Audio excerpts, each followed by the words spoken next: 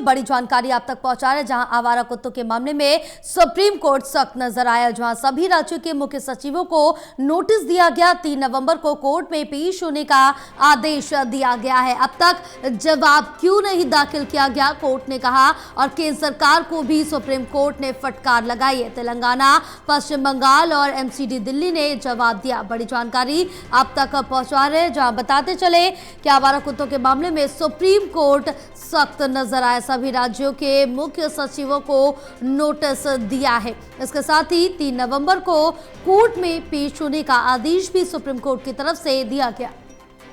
हमारे साथ हमारे सहयोगी विशाल जुड़े और ज्यादा जानकारी लेंगे। विशाल, क्या कुछ अपडेट मिल पा रही, क्योंकि आवारा कुत्तों के मामले में सुप्रीम कोर्ट सख्त नजर आया और केंद्र सरकार को भी फटकार लगाई है।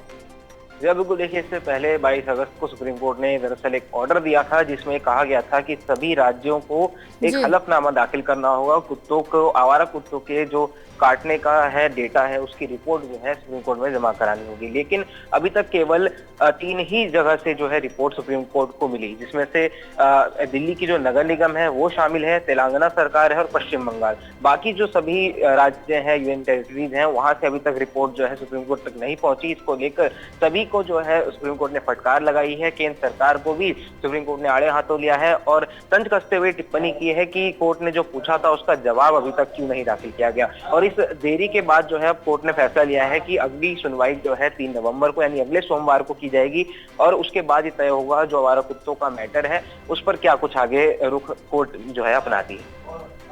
हाँ बिल्कुल विश्वास, क्योंकि जिस तरह से देखिए कि उस समय जो मामले थे आवारा कुत्तों के काटने के वो भी काफ़ी ज़्यादा बड़े थे, जिसके बाद जो डॉग लवर्स है उनका रिएक्शन भी सामने आया, उनकी तरफ से प्रदर्शन किया गया तो सभी को छोड़ दिया गया था। लेकिन अब जो ये मामला है इसको लेकर सुप्रीम कोर्ट भी सख्त नजर आ रहा है।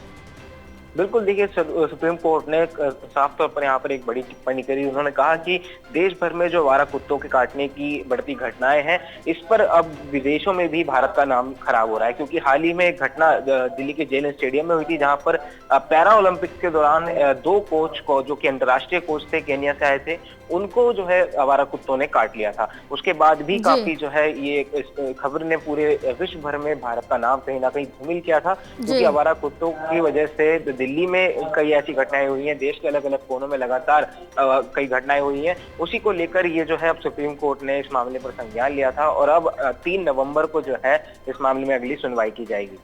विशाल, तमाम जानकारी साझा करने के लिए बहुत शुक्रिया आपका।